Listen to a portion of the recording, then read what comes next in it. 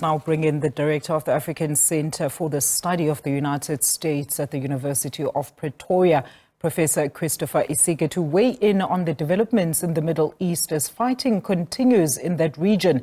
Prof, always great having you with us. Good afternoon. So interesting that you and I, we're really hopeful that the recently held UNGA would really come up with a sort of a renewed sense of urgency in terms of applications on the proposed reforms, especially on matters relating to this particular unrest. But alas, the violence has spilled over and it is intensifying.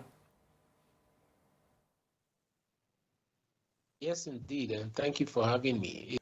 You're correct, it has intensified, and it's unfortunate that started intensifying right and the heels of Netanyahu leaving the UNGA.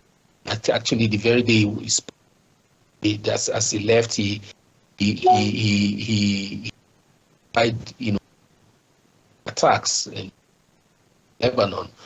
So we are probably on the brink of a regional war because we all know that following Iran's attack on Israel last week, there would be a response, and depending on that response, there'll be a counter response, from Iran as well, and it remains to be seen what that will achieve for parties.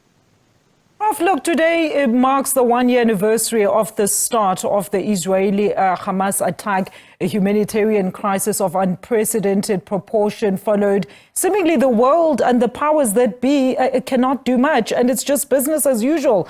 UN Secretary General there, Antonio Guterres, calling for international law to be respected. Yes, indeed, and he's right to make that call. Unfortunately, the United Nations does not have the teeth to follow up and ensure that that call is actually implemented in any way. Countries like the United States, strong backers of Israel, have not shown much leadership in ensuring that this comes to an end. So I guess it will be a wait and see game, and we hope that it will be something that consumes the world.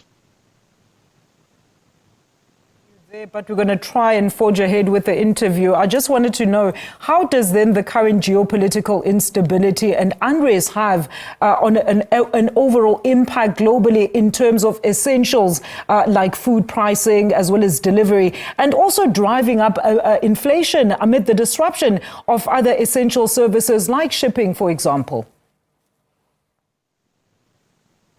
Well, that's one aspect. Another aspect is the fact that this can drive up the cost of oil, and that will have reverberating multiplier effects on different economies and the cost of services and products, everyday products. Once we have an increase of oil, which then causes increase price of gas, petrol, diesel, as the case may be. So this is one way that this is going to happen, especially once Iran is attacked by Israel and they respond, and probably be targeting of not just its nuclear facilities, but also its oil facilities.